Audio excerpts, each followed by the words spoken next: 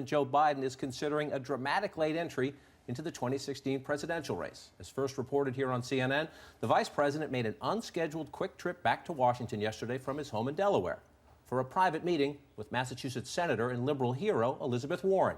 This is, to borrow a favorite Biden phrase, a BFD. Until now, no laughing, until now he's been meeting with his team and making phone calls to his longtime allies.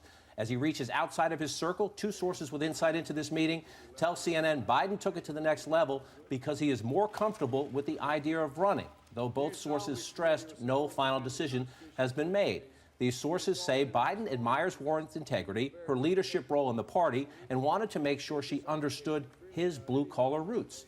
In the meeting, which ran more than an hour, I'm told the vice president made clear he is seriously thinking about joining the race and asked for Senator Warren's thoughts on that and about economic policy and foreign policy as well. A key bridge in arranging this session was Ted Kaufman. He's Biden's longtime chief of staff who temporarily held Biden's Senate seat after Biden became vice president. Kaufman shares Warren's zeal for reigning in Wall Street. Now, Friday, the day before the meeting, Warren told WBZ back home in Boston, quote, "I don't think anyone has been anointed as the Democratic standard bearer." Now, in any case, that's another reminder of Warren's sometimes tense relationship with the Democratic frontrunner Hillary Clinton. And in this case, maybe even a little bit more significant because when Warren said that on Friday, she knew she was having a secret meeting with the vice president on Saturday. Molly Ball, a little bit of intrigue here. And let me add to this. Larry Raske, who is a Massachusetts Democratic strategist, knows Warren very well, and has worked for Vice President Biden going back to the 1980s, is quoted on the record in the Boston Globe this morning saying, "I think that would be a great ticket." Warren, Biden, Warren. You don't say that publicly unless you're trying to stir up mischief. It is, and as trial balloons go, this is not subtle, right? And I think it's very smart on the part of Biden's team, if they wanted to gauge the interest in this, to have something very high profile, very public like this, and to do it by way of Elizabeth Warren, whose supporters are the real up-for-grabs faction of the Democratic Party. It's supporters of Elizabeth Warren who've largely gravitated to Bernie Sanders, created a big headache for Hillary Clinton. So much of this is about Hillary's weakness and her sort of skyrocketing negative ratings, her inability to completely consolidate the Democratic Party in the way that she foresaw. So, whatever Joe Biden ends up deciding, this is a real statement of the sort of vacuum that seems to exist in the Democratic race right now. And getting Elizabeth Warren's, hat tip or at least subtle blessing would almost immediately help Biden bridge the divide between the super left of the Bernie Sanders supporters and the more establishment Democratic support the Clinton interests. He'd be right there in the middle, draw from both of them, probably start to nudge Bernie Sanders out of the race and make it a much more serious race between these two poles. And the other thing he probably has to consider is the fact that, remember, she was a bankruptcy lawyer or bankruptcy law expert. Yeah. And there are elements of his past that would probably run into trouble with her. This was probably designed also to just sort of, like you said, feel her out on economic policy, make clear where he stands, so that way if he does jump in and she gets asked, she'll at least say, well, good luck to him, man. Someone familiar with Warren's side of this said they discussed economic issues. I think that's an incomplete answer of what they discussed, but I don't think that it's necessarily false. Elizabeth Warren is someone who clearly cares about her issues, who decided not to run and focus on those issues, and you have to raise that question. If she was not willing to put herself on the line to run for president herself, how far would she really go to support a Joe Biden candidacy? That's got to be a serious question at this point. Like, how much can he really get out of Elizabeth Warren, although he's already gotten a lot simply by having a meeting like that. Right, he had the meeting, and so if he has the meeting, what signal does that send to Hillary Clinton and her supporters? Elizabeth Warren is willing to do this on a Saturday. He's the vice president. You don't say no to the vice president of the United States, but there are different ways to have a meeting. This is done on a Saturday.